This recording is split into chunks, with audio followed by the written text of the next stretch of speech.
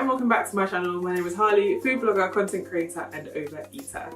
Today we are starting a new series on my channel called Box vs Baker, a series where I'll be putting box mix cakes, cookies, anything to the test versus some of my favourite bakers and my own recipes. Today we'll be putting the Crocker chocolate chip cookie mix recipe to the test against one of my favourite baker's recipes, Millie from Busy Bee Bakery. Follow her on Instagram if you don't already. She kindly gave me her chocolate chip cookie recipe quite a while ago. I've amended it slightly because Millie's taste is a little bit sweeter than mine. All of that will be in the description as well, full blog post to all the recipes and the review on whose recipe is better. We're going to start with Millie's cookies recipe. Millie's cookies recipe. Millie from Busy Bee Bakery, not the Millie's cookies recipe. Her recipe involves putting the dough in the freezer or the fridge for a little while to basically firm up the cookies. So doing that helps the cookies retain some of their shape, which can help you have a chewy, doughy, more like risen cookie. The best Crocker recipe it's not much of a recipe, but it doesn't actually ask for that. So we're going to start with Millie's, get all those ingredients together, stick that in the freezer, and then we will see just how easy these simply add water cookies are going to be. For the Millie's cookies recipe, you will need 100 grams of powdered sugar, 150 grams of dark or light brown sugar, 200 grams of chocolate chips. I've done a mix of dark and milk chocolate here, 3 eggs, 2 will be full yolks and 1 will be complete, 280 grams of flour with half a teaspoon of baking powder and a quarter teaspoon of salt, and 125 grams of melted butter, obviously not melted yet. You'll also need a baking sheet and an ice cream scoop. The recipe is super simple. Mix all your dry ingredients together, followed by your slightly cooled melted butter, and then your eggs.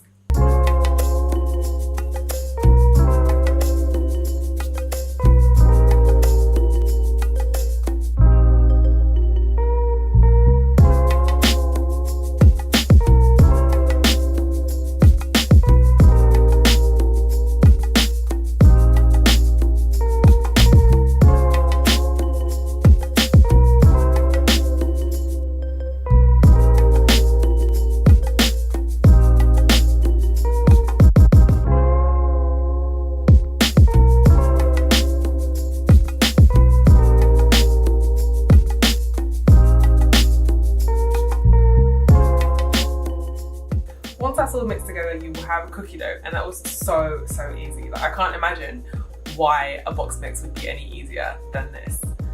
Take your ice cream scoop to make your dough balls and line them up on a baking tray. This doesn't need to be perfectly spaced right now, as we're actually going to be putting them into a freezer bag and putting them in the freezer for a little while whilst we make the other cookies. Even if you weren't making other cookies in this time, you can prepare these in advance, keep them in the freezer for as long as you need, and just pop them in the oven whenever you want to have freshly baked, warm, doughy little cookies.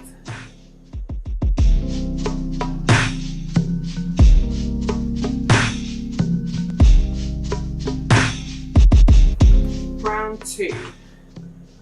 For this bake, we need less, much less. Apparently, according to Betty Crocker, we only need this chocolate chip cookie mix, which I picked up in the supermarket, and it says simply add water makes 8. And apparently they're going to end up looking like this. Focus on this. Ah, blogger things. My concern with these box mix things is like, what is in them and what am I getting? So I can't remember how much this costs. I'll find out and put it here.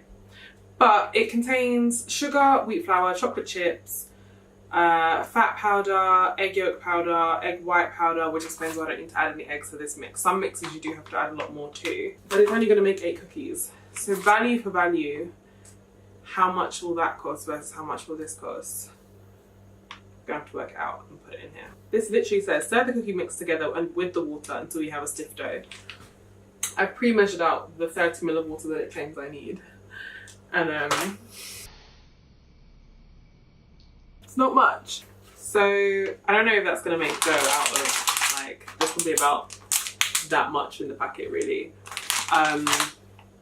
Spoon heat teaspoons of dough onto an ungreased baking tray, leaving generous gaps between them. If you want chunky deli style cookies, and make your scoops bigger. Bake in the centre of an oven for 10 to 12 minutes until golden. This is one of those things that just seems like it can't go wrong, but I just feel like it's going to go wrong because this is just like, how can this plus that make cookies? Let's see. It would be great if I could open it. Oh! So to be honest, this does have way more colour than I thought it was going to have. It's got a yellowy kind of tinge to it. So probably butter, the egg yolk powder, and some sugar. Whether or not that's a mix of sugars, I don't know, like we did to make a fudgy consistency. And you can see how much you get bang for your buck, which is definitely less mix than we had in our Millie's Cookies recipe book bowl. So, let's see. Water in, mix to make dough. I mean, it came together very quickly. I did not think that was going to be enough water to bring that stuff together. I'm just using my hands a little bit just because it's like there's not much in the bowl. So for comparison's sake at this point, you can see that there definitely is not as much mix as we had in exactly the same bowl for using Millie's Cookies recipe. It's also very much fairer. I don't really know if it has a different feel. I didn't get my hands in the other one, but I made that one many times before. I guess I could probably say that this has a little bit more, I don't know, a bit more doughy feel. The other one you can feel the big kind of pieces of sugar from the dark brown sugar or the light brown sugar that you use in the mix. I think in all honesty at this point, like there's no difference to me. Like this smells so good. It does smell really sweet. It smells a lot sweeter and it smells really vanilla-y. Oh, I think I was supposed to put vanilla in the other ones. Oops. Let's make cookies.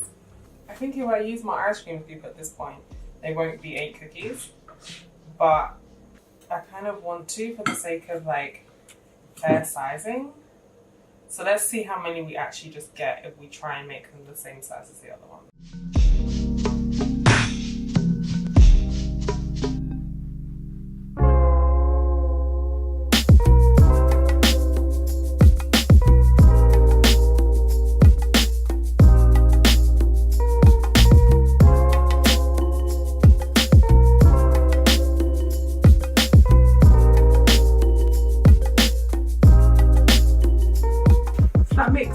Barely made like any. It's made 5.5. The packet does say it makes 8. I mean, this tiny one, I don't know what this is gonna make like, but I guess I'll just spread them evenly on a tray like it asked me to. And literally I've used all of the mix. Yeah, that's a bit disappointing. Like that mix for the price and I guess the convenience. To get the same amount, you'd have to make like 3 mixes maybe. We got 16 balls in the other one, so you'd literally need 3 times the packet. We used the exact same scoop. I just grabbed one of these from the freezer, the Millie's one and the Betty Crocker mix one. They are obviously a different colour. The Millie's one has light brown sugar in it, and this we don't know, but. I mean, comparatively, I do think this has come up a little bit bigger because I think the chocolate chips in this are bigger. So when we scooped, we got like a mix of probably more chips are in this that are not going to compress as we squeeze the dough. Whereas this has literally turned into like a tiny ball with tiny chips. I'm going to pop this one back in the freezer. This recipe doesn't ask me put in the freezer or chilled or anything, so it's going straight in the oven now. We'll see how it looks in 10 to 12 minutes and go from there. After 12 minutes, they are, I guess, cookies. I'm going to take them out. They're not as spread as I'd hoped, but we have cookies. So the instant cookies are out. I keep calling them instant cookies. I guess they're instant cookies. They felt like instant cookies. I made them in like 2 seconds. They are out. They're still literally fresh out, so they're not firm enough to touch yet. Actually, this small one might be. Yeah, so that's just come off. Golden brown bottom. Nice, not my face. Nice little top. So this one that I thought was like half cookie size actually has come out kind of like packet cookie size. So this is literally, if I looked at this, I would think this was a Mary Night cookie. Like that is basically a Mary Night cookie, perfect size to me. These ones have come out obviously bigger, they're lighter in colour because they haven't cooked quite as long as the smaller one has. But a good, nice brown bottom, pretty golden top. They're foaming up, so I'm not going to break into it yet, but I can imagine that this is going to have a more doughy centre just because it still kind of maintains some of the arch of the dome that it was baked. Let's put these on a cooling rack get the ones from the freezer and bake the Millie's cookie, Busy Bee Bakery cookie recipe.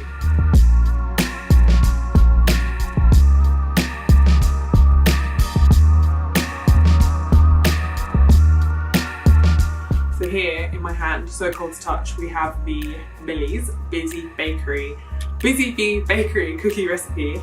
This is literally so cold. Straight from the freezer. They're now completely like firm to touch.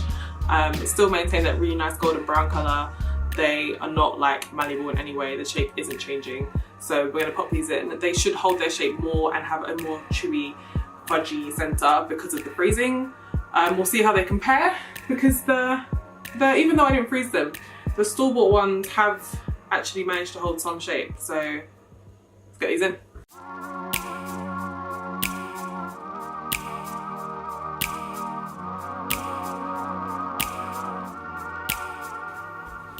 While others are baking, I'm going to stick these back in the freezer. They can keep in the freezer for like literally a couple of months. I would, if you're going to keep them long term, like put them in a food bag, but just literally for now, whilst they're still in the oven, I don't want these to come to room temperature and therefore lose that nice fudgy shape. So I'm going to stick them in just like this.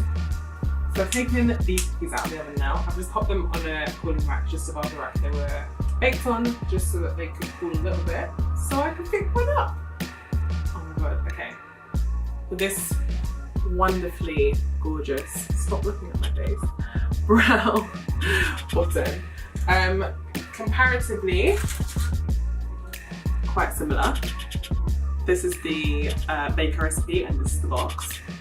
I'm going to give these a chance to cool down a little bit more before we do a taste test because one gooey cookie versus 10-minute cool down cookie, not quite fair. In the time that we've taken to bake those, which has been 12 minutes, these have hardened considerably, like considerably. And it does make me think back to the original one, which I said, the little one, which looked a lot like a Millie's cookie, which looked like a lot, which makes me think that this one, which I originally said, the smallest one, that reminded me of a Maryland cookie, is gonna break. Okay, not quite Marylandish. There is a little bit kind of bite to them. They're definitely not fudgy, but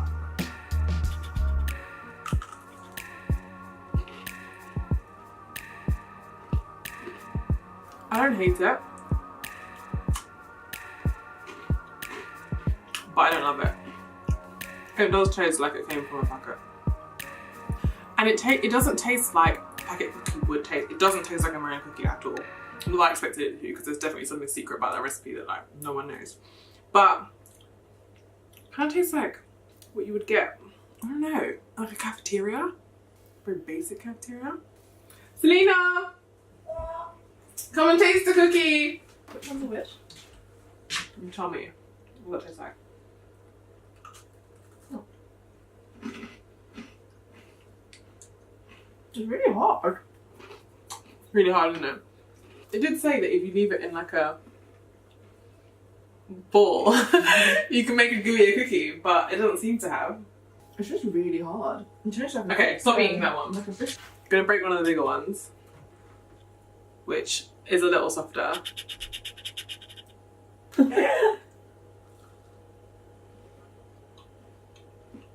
That's better. But the issue is, with the bigger ones that we think are better, the packet actually asked me to make them smaller. So I did these the same ice cream scoop size as I did my own recipe, which is how I would do them on Millie's recipe. So this said it was going to make 8, but I only managed to make 5 because I made them bigger. So if I had made them the 8 size, they would have been like rock hard tiny ones. Still quite warm. Oh, they're still hot. Okay, we'll come back in 5 minutes. Okay, it's been like 5 minutes now. Definitely more structure, like I can actually touch them. They are not, gooey and just perfect and amazing. And they're not completely cold, but they are like room temperature at least. Selena! Oh, look at the inside of that.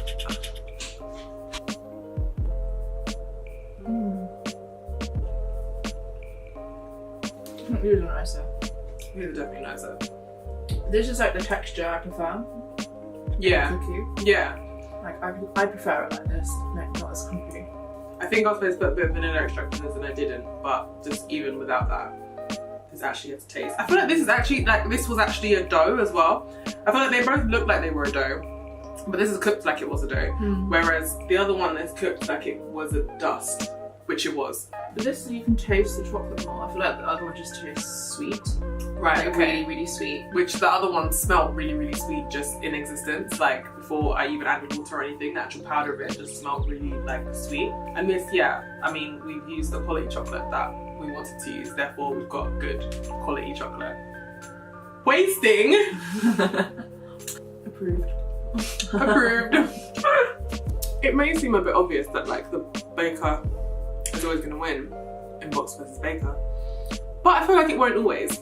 It kind of depends on what you're scoring on. If you needed cookies to send, like, with your kid to school tomorrow and you have nothing else, there's absolutely nothing wrong with the box recipe here. But if you do have the time and patience to, I mean, it wasn't hard, that's the thing. The cookie recipe that we've made, the baker recipe, wasn't difficult. So do I actually truly believe there is ever an excuse to use the box? Yes, ease. Ease is the only reason. I want to judge this on like 5 categories. Flavour being the first one.